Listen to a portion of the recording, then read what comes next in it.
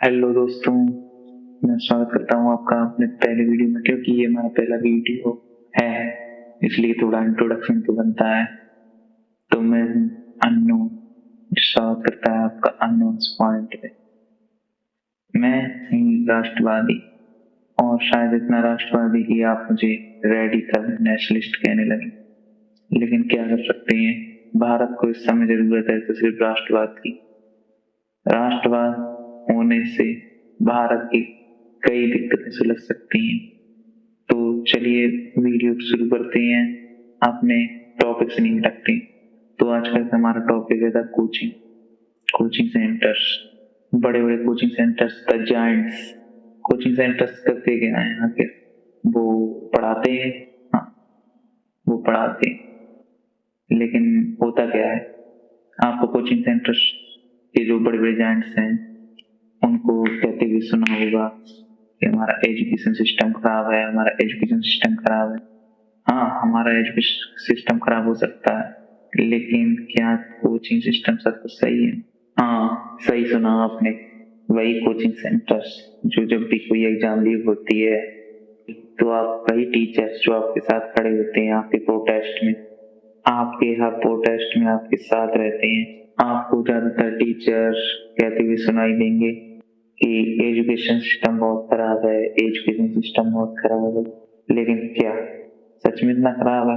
उसी education system से खुद पढ़े हुए हैं, उसी एजुकेशन सिस्टम के बच्चों को पढ़ा रहे हैं, उसी एजुकेशन सिस्टम के बच्चों को पढ़ा पढ़ा कर मोटा पैसा छाप रहे हैं।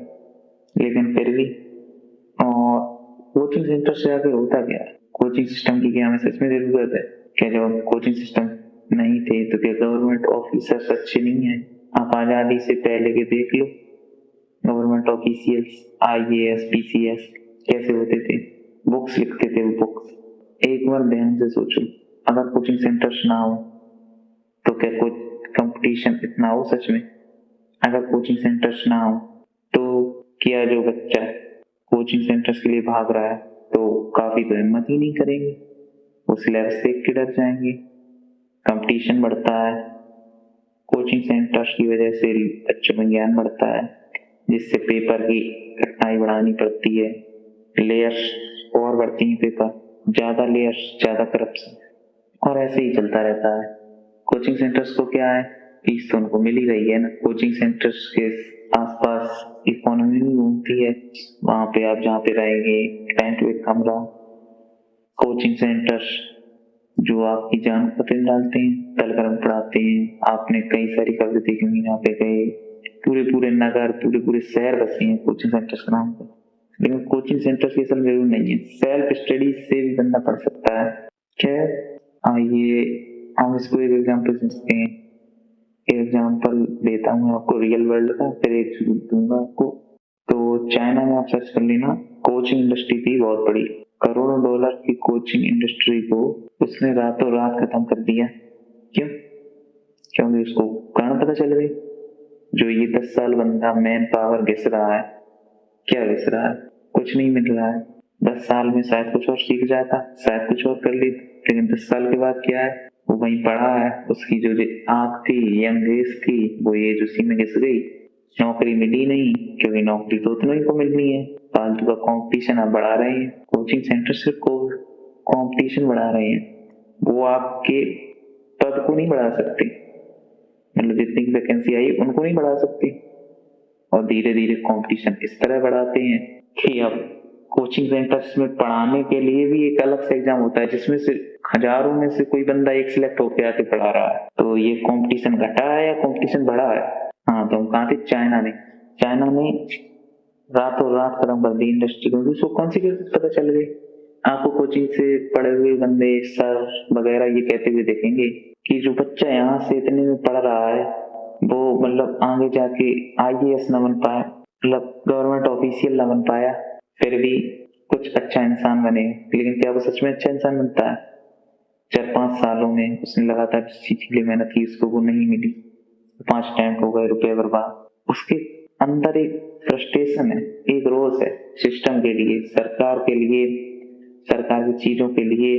काफी तरह का रोष है उसके अंदर। उसके अंदर कोई संतुष्टि नहीं है, ना वो अच्छा इंसान बना है। उसके अंदर है सिर्फ रोष। क्या है उसके अंदर एक रोष है कि हमने इस चीज के लिए इतने दिनों मेहनत की फिर भी हमको नहीं मिला, भ्रष्टाचार है, ये है वो है, उसके अंदर एक रोष है। तो जो बंदा जो कहते हैं ना कि यहाँ से सीख के जाएगा एक अच्छा इंसान बनेगा, वो अच्छा इंसान नहीं बनता। उसके अंदर होता है एक रोष। जब आप वहां से होके आते हैं, जब लोग आपको देखते हैं इतना पैसा बर्बाद कर गया फिर भी कुछ नहीं, ताने, तो उसके अंदर धीरे धीरे फ्रस्ट्रेशन लेवल बढ़ता चला जाता है। मैन पावर बर्बाद, एंजाइटी, स्ट्रेस, ये सब होता है। कुछ उसने सीख भी नहीं पाया, 10 साल में पता नहीं वो क्या सीख लेता। फालतू का कंपटीशन बढ़ाया जा रहा है। फिर क्या देखने को मिलता है कि जहाँ जरूरत है सिर्फ 5th पास 6th पास के लोगों की, वहां पे बीटेक एमटेक का बंदा, ग्रेजुएट बंदा इंजीनियर बन जा डाल रहा है। क्यों डाल रहा है? एक तो गवर्नमेंट जॉब्स को इतना ज्यादा बढ़ा दिया है। गवर्नमेंट जॉब क्यों करना चाहते हैं? क्या उनको मेहनत करनी है? क्या उनको ईमानदारी से अपना काम करना है? नहीं, उनको काम नहीं करना है, इसलिए गवर्नमेंट जॉब चाहिए। काम करने के लिए क्या चाहिए? करप्शन। करप्शन होता है। इसलिए नेशनलिज्म जो मैंने कहा ना, अगर हर कर्मचारी के अंदर ना नेशनलिज्म हो, राष्ट्रवाद हो, अपने देश के लिए प्यार हो, देश की सेवा करने का वाहन हो ना, तो करप्शन नहीं हो। करप्शन नहीं हो तो काफी चीज सुरक्षित सकती है। हमारा रोड, ट्रांसपोर्ट सिस्टम, सब कुछ, काफी कुछ। जो फालतू में झूठे केसेस होते हैं उनको पता सब चल जाता है, लेकिन क्या करें, उनको भी फायदा है उनसे।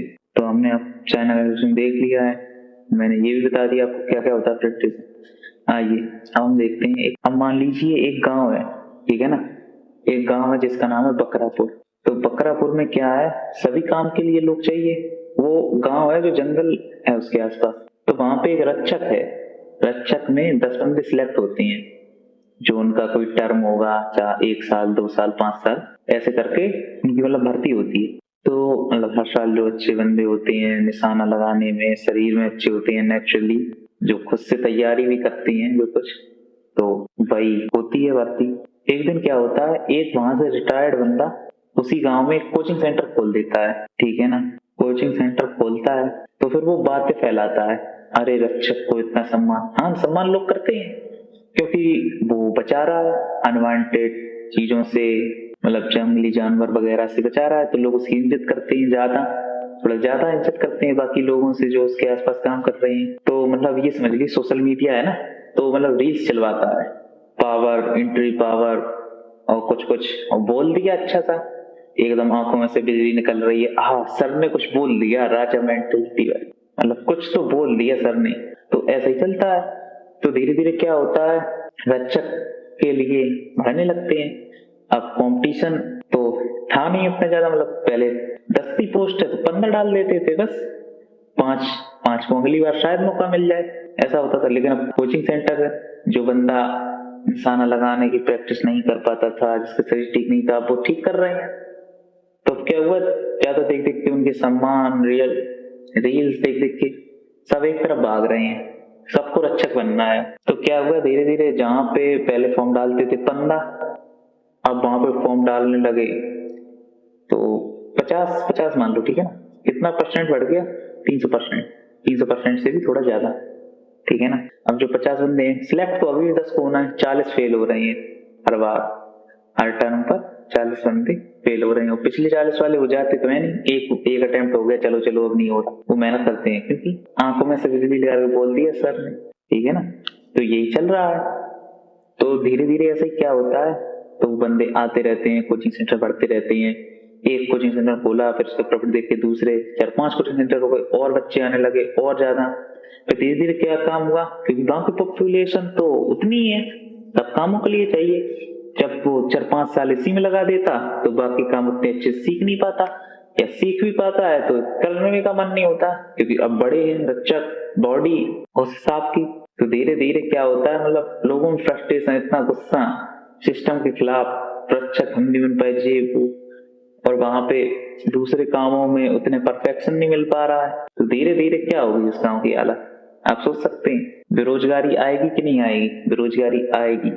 क्यों आएगी बेरोजगारी? बेरोजगारी इसलिए आएगी क्योंकि उन्होंने अपना जो समय था, जो मैन पावर थी, वो वेस्ट कर दी सिर्फ एक चीज के लिए, जो सिर्फ मिलनी उतने ही को है, फिक्स्ड लोगों को ही मिलनी है, उतनी वैकेंसी आ रही है, समझ रहे हो। तो फालतू का कंपटीशन बढ़ा हुआ है, स्कैम से यही नहीं रुकते। कहीं एक ही बच्चे की 10-10 दो तीन कोचिंग सेंटर की, ये भी हमारे से पढ़ा वो भी हमारे से पढ़ा। आपने फॉर्म देखा होगा कि 3 अलग अलग हैं इंस्टीट्यूट और तीनों ने लिखा है।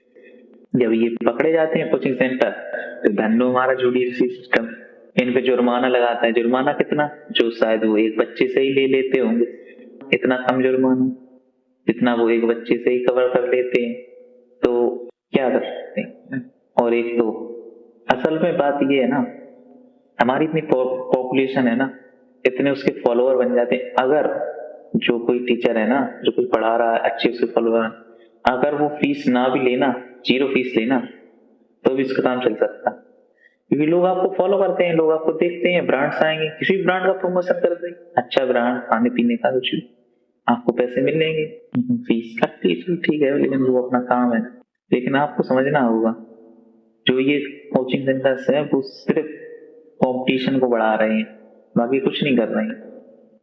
और एक तो हमारे देश का ये धन वर्शिपिंग कल्चर, सेलिब्रिटी वर्शिपिंग, किसी खिलाड़ी की, किसी टीम की, और सर की ऑब्वियस, किसी टीचर की। अगर कोई इनको बताने लगेगा तब तो उसके ज्ञान रहे, तू इतने कम रुपए में उसको पढ़ा लेगा, इतने बच्चों को पढ़ा लेगा इतने कम रुपए में, ये बोलने लगेंगे। अरे भाई थोड़ा समझिए, जो कोई भी होता है ना, ये आपके सामने लाइव आकर फीस कम कर दिया कि अरे अरे सर ने फीस कम कर दी, सर ने फीस कम कर दी, पहले कुछ और थी, जबकि पहले आप देखेंगे तो उस बैच की फीस उतनी ही थी। सर ने फीस कम कर दी तो ये मत सोचिए, सर ने तभी फीस कम की है जब उनके पास जगह है उस फीस कम करने की उतनी। पहले बढ़ा दो, फिर उसी चीज को घटा दो, मसीहा बन जाओ। अभी कोई 100 की चीज हो, मैं आपको 1000 बताऊं, फिर आके उसको 100 में बेच दूं कि गरीब हो या वो करके, ये सब सोच के बेच दूं, तो ठीक है। यही होता है। टीचर्स वो लोग तो निकल गए बेरोजगारी से, अब वो बेरोजगार को सपना दिखा रहे हैं कि सीट आपको मिलेगी, सीट 10 ही है, बंदे 50 करते हैं। खैर आज के लिए इतना ही, अपने देश से प्यार करते रहिए, और जो मैंने बातें कही हैं उनको एक बार अपने ठंडे दिमाग से सोचिए और अपने राय कमेंट में दीजिए। मैं हर एक पे कमेंट देख रहा हूँ। तो धन्यवाद, आज के लिए इतना ही। देश से प्यार करते रहिए। It's me the unknown.